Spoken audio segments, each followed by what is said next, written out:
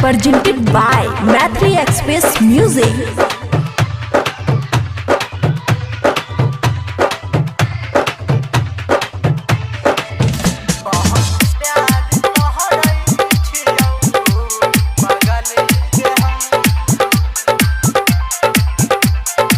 खुशी recording studio Baluaha. बहुत प्यार कह रही छियौ पागल गे हम, बहुत प्यार कह रही छियौ पागल गे हम,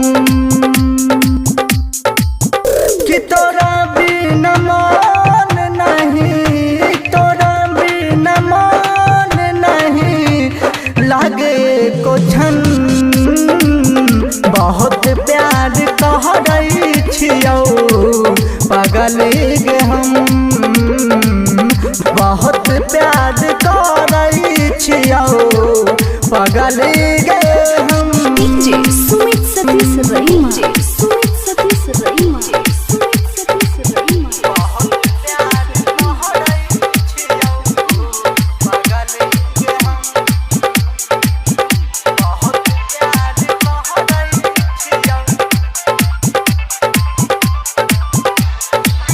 हमारी गजल है तो शोगुल तुम्हारा,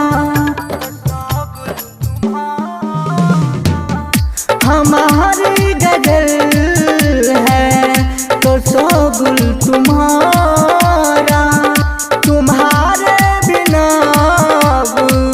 न जीना गवारा। तुम्हें यूं ही चाहेंगे, तुम्हें यूं ही चाहेंगे जब तक है दम। बहुत प्यार कह रही छियौ पागल गे हम,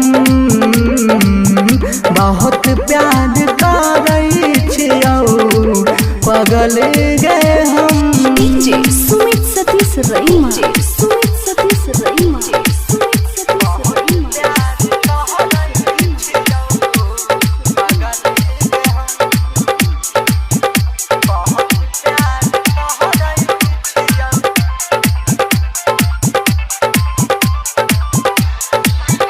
किताहन की बाहों में मौज है जीतनी, किताहन की बाहों में मौज है जीतनी।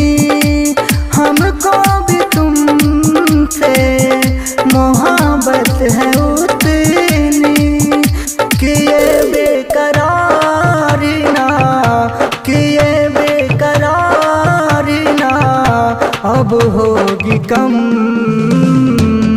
बहुत प्यार कह रही छियौ पागल गे हम,